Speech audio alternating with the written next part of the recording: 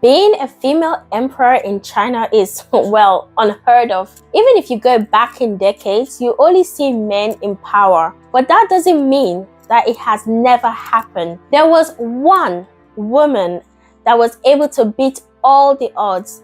And let's just say she was so intense that they were good with just having one female emperor in their history.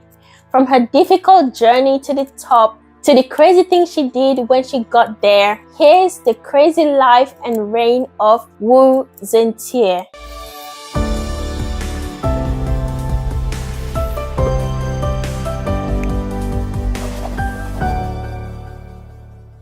She was the OG Drake.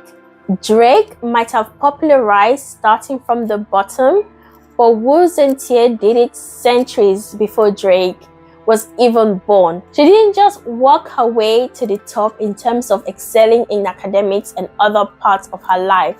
She was born in 624, which was back when women weren't really considered the equals they are today, even though the bar for that is still fairly low. But these were crazy times. Almost all women that came of age would have to serve. Of age here means like 13 years old. When Wu Zetian turned 13, she was called upon by China's Emperor Taizong. She was one of the lucky 100 women that were invited to join the emperor's harem of concubines. Yep, they started them young. The thing was, she wasn't really like all the other concubines. When Wu Zetian was growing up, her father taught her everything men were taught at the time, including reading, writing, poetry, and calligraphy. Wu Zetian used all that knowledge to her advantage and decided that her start wouldn't be how she lived her life. Because Wu Zetian was an educated woman in an era where women only really lived to serve men, she had the advantage over others, and she was not afraid to use it. Even though her career as a concubine started off with her at the 5th level out of the whole group, she decided to use her smarts to work her way up. She started making the emperor's bed to squeeze in some extra time with him. As that was happening, she would talk to him about history and like smart stuff that women wouldn't really know about, and that got his attention. She will use her skills to make sure that she stood out in the sea of other concubines. To add to that, she offered other services too, like calligraphies and taming horses. Wu was infamous for being brutal in the way she trained horses. She started off with an iron whip, using hammers and even resorting to slitting the horse's throat if it wasn't listening. You think that being the emperor's concubine, especially one that got the higher ranks, will come with its perks. Sure, you did get to live in the palace, but it was still a life of serving the emperor's every whim.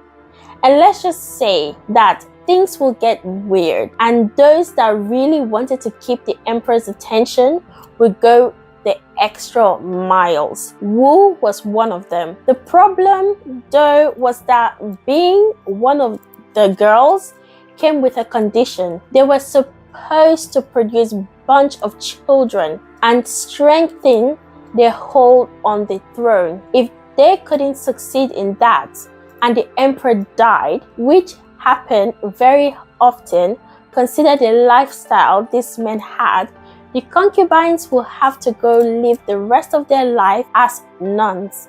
That's because it wasn't allowed for other men to touch the women that the emperor had touched, even though he had access to hundreds of women at a time. But whatever, right?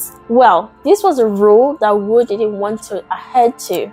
So when the emperor's life came to an end and they tried to ship her off to be a nun, she ran away and made her way back to the palace. Why?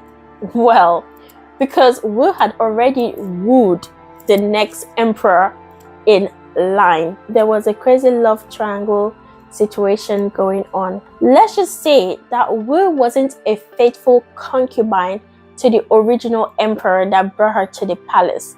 She was a woman that always wanted to be 10 steps ahead of the men in the world, and she used their weaknesses against them.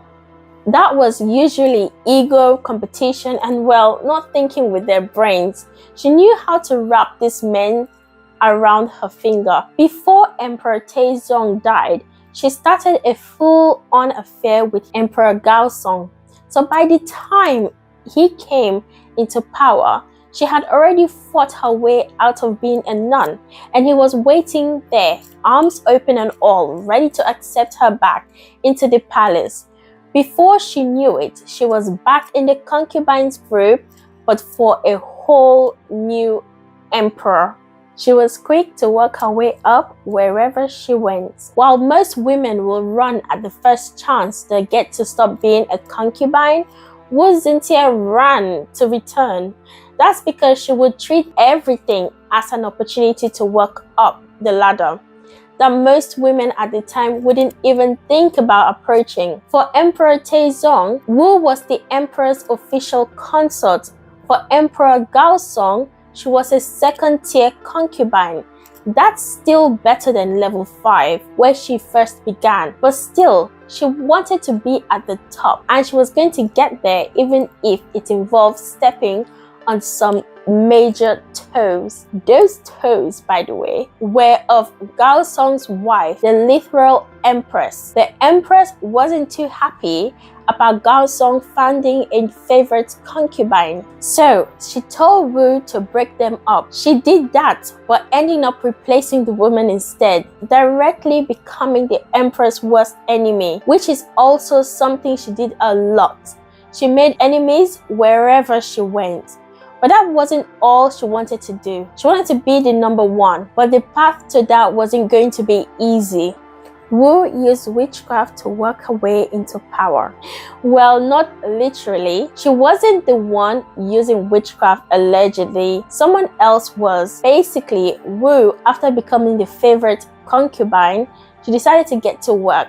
She produced 2 sons for the emperor, and after that, a daughter too. However, the daughter didn't end up staying alive for too long, and the cause of her death was a bit shady too. At that point, Wu pointed fingers at the empress, saying that since the empress was never able to give the emperor an heir, she was jealous and killed the baby. To make things more believable, she even claimed that she saw the empress near the baby's room right before she died. And the final straw was that the empress performed witchcraft. All of that screamed red flag for the emperor, not Wu, but the empress. So he decided to sack her all together. She was stripped of her title, and could you guess who got in her place? None other than Wu Xintie herself. She had started at the bottom of the concubines group, and now she was on top of everyone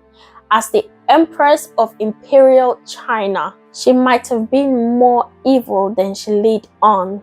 Even though Wu Xintie dragged the empress through the mud and destroyed her for allegedly killing her newborn daughter, there are some texts that says otherwise. It's rumored that Wu was so desperate to become the all-powerful empress herself that she killed the baby and just blamed it on the empress. However, there's no real proof of that. No one really knows how that baby died, and if anyone was in the area when it happened. For all we know, she could have just died of natural causes, but Wu was able to spin that into a tale of witchcraft and murder and got exactly what she wanted at the end of it all. Empress Wu Xintie really knew how to get her way. If allegedly ending her own newborn's life wasn't bad enough, Wu was insane. She wouldn't let anyone stand in the way of what she wanted. Even though she won and became the empress, she wanted to make sure that no one could threaten her position ever again. So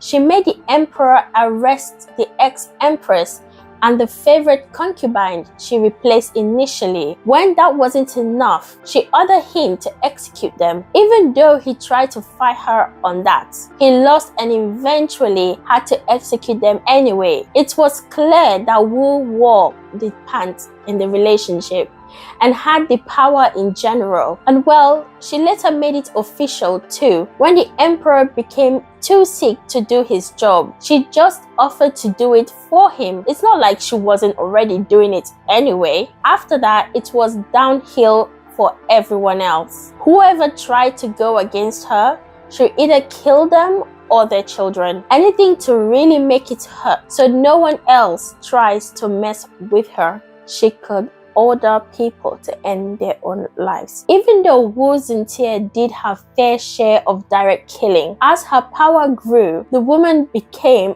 downright scary. At one point, she began ordering people to end their own lives.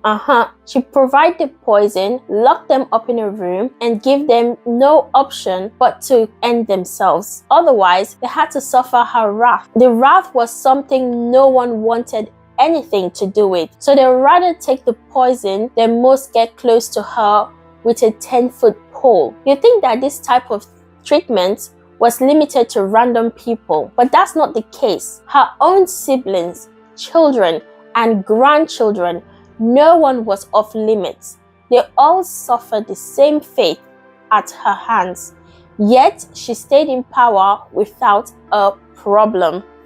She changed things up without remorse. Even though Empress Wu was literally a bloodthirsty tyrant that didn't even care for her own children, she is considered one of the greatest emperors in China's history due to her strong leadership and effective governance, which made China one of the most powerful nations in the world. She belonged to a time when women were far from equals, but she worked on empowering the women of her region. She tried to get them equal opportunities, treat them equally, and even break hella rules that would exclude women from rituals and social events. That women cared about nothing but what she believed in, although that did lead to her downfall. Eventually, when she was in her 80s, her son overthrew her in a coup and stripped her of her crown. A few months later, she passed away, but as the last laugh, she ordered that nothing should be inscribed on her tomb. The inscription on tombs were how people preserve history and the emperor's achievements, but she didn't want any of it, which is why a lot of her stories have been lost to history. However, from what we do know, Wu Zetian was a woman that knew no bounds and didn't let anyone stand in her way till the very end of her death. And she did it all in killer styles. Get it? Because she was a crazy killer. I guess that wasn't funny. Well, on that note, I'll wrap up today's video.